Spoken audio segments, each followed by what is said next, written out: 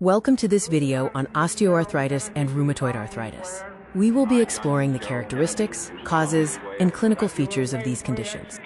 This video outlines our journey through the introduction, definitions, epidemiology, risk factors, and pathophysiology of these joint conditions, along with their clinical presentation, diagnosis, and management. To understand these conditions, we must first look at the structure of a synovial joint, which includes the synovial membrane, articular cartilage, and the joint cavity containing synovial fluid.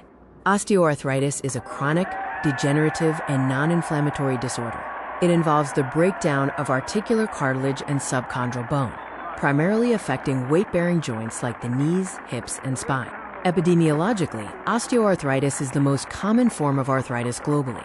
It is a leading cause of chronic disability, especially in older adults, and is generally more prevalent in women than men. Several risk factors contribute to the development of osteoarthritis, including age, female gender, obesity, previous joint injury, genetic predisposition, and metabolic diseases like diabetes. Osteoarthritis is classified in several ways, including its etiology, being either primary or secondary, as well as by site, number of joints affected, and radiographic grading. Primary osteoarthritis is idiopathic, often associated with aging and general wear and tear. Secondary osteoarthritis arises from identifiable underlying causes like trauma, congenital disorders, or metabolic conditions. The Kellgren-Lorentz system is used to grade osteoarthritis radiographically, ranging from grade 0, indicating no disease, to grade 4, which represents severe osteoarthritis. The pathophysiology involves mechanical stress triggering chondrocytes to release inflammatory markers. This leads to cartilage degradation, bone remodeling, and eventually the formation of osteophytes. This flowchart summarizes the complex path from initial joint trauma or genetic anomalies to the clinical manifestations of pain, stiffness, and structural changes characteristic of osteoarthritis. Clinically, patients typically present with slowly progressing, deep, achy pain exacerbated by use. Physical examination may reveal tenderness, reduced range of motion, effusion, and bony enlargements. Specific signs include Heberden's nodes in the distal interphalangeal joints and Bouchard's nodes in the proximal joints. Basal thumb osteoarthritis may also present with pain and reduced range of motion. Diagnosis is primarily clinical, based on history and physical exam. The clinical triad for diagnosis includes joint pain, stiffness, and locomotor restriction in patients typically over the age of 45. These images provide visual examples of the physical changes in the hands associated with osteoarthritis, including node formation and base of thumb squaring. During a physical examination, typical findings for osteoarthritis include bony enlargement, crepitus, and non-inflammatory effusions. Patients may also exhibit limited range of motion, tenderness, and pain upon passive motion.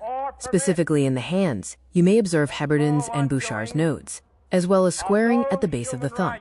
Investigations involve lab tests like CBC, ESR, and CRP, which are generally not elevated in osteoarthritis. Rheumatoid factor and anti-nuclear antibodies are typically negative. Joint aspiration often shows a low white blood cell count. X-rays are the imaging of choice, revealing joint space loss, subchondral bony sclerosis, and cystic formation.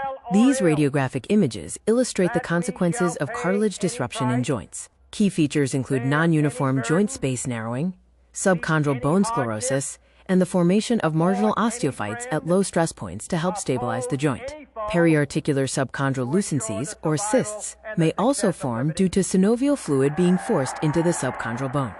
When performing a differential diagnosis, it is important to consider conditions such as rheumatoid arthritis, psoriatic arthritis, crystalline arthritis, gout, and avascular necrosis. Other potential considerations include bursitis, tendinitis, hemochromatosis, and radiculopathy, which can sometimes present with similar symptoms. The goal of management is to minimize both pain and functional loss. Treatment involves both conservative and surgical approaches. Non-pharmacological interventions include weight loss, physical therapy, and the use of assistive devices like braces or canes to unload joints. It is also important to manage comorbidities and refer patients to specialists if conservative measures fail. Pharmacological management focuses on pain relief through medications like NSAIDs, acetaminophen, or opioids. Local treatments include glucocorticoid, hyaluronic acid injections, and capsaicin cream.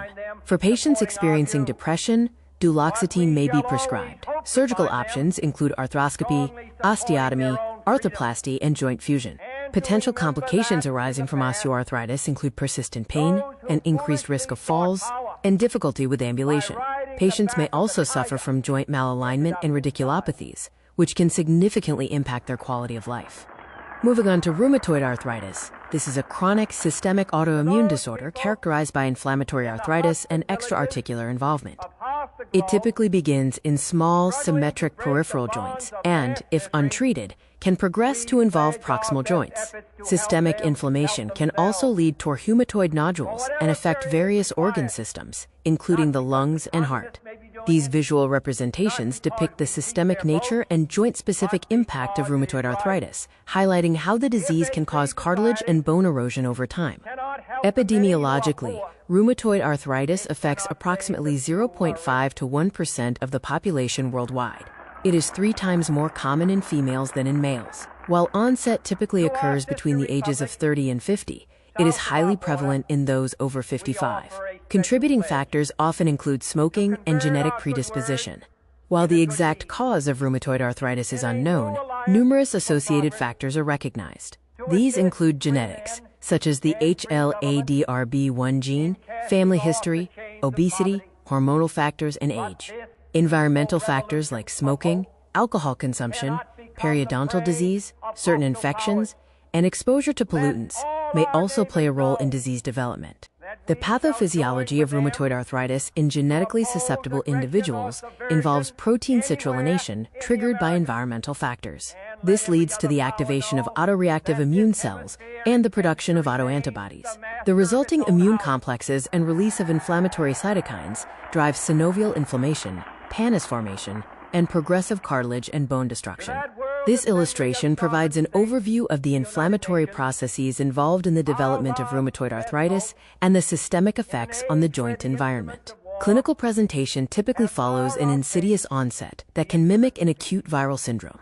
Initial patterns may be monoarticular, oligoarticular, or polyarticular. Commonly affected joints include the MCP joints of the hands, PIP joints, wrists, elbows, and knees. Advanced cases may exhibit rheumatoid nodules and characteristic joint deformities. Systemic symptoms of rheumatoid arthritis include fatigue, malaise, anorexia, generalized weakness, and low-grade fever. Joint symptoms are usually symmetrical and characterized by pain, swelling, and morning stiffness, lasting longer than 1 hour. Patients may also experience joint tenderness, warmth, deformity, and a significant loss of joint function. Advanced rheumatoid arthritis can manifest as rheumatoid nodules, which are hard, flesh-colored lumps found under the skin. Over time, the disease can lead to significant structural deformities in the hands, elbows, knees, ankles, and feet. Various characteristic deformities may develop, including ulnar drift, boutonniere deformity, and swan neck deformity in the hands. The elbows, knees, ankles, and feet can also be impacted by specific flexion and structural changes. These clinical images illustrate the common structural deformities associated with the progression of rheumatoid arthritis, providing a visual representation of how the disease affects joint alignment and function. This image highlights additional clinical features often observed in patients with more advanced or severe presentations of the condition. Rheumatoid arthritis is a systemic disease, meaning it can cause extra-articular manifestations beyond the joints. This diagram outlines how inflammation can affect various other systems of the body.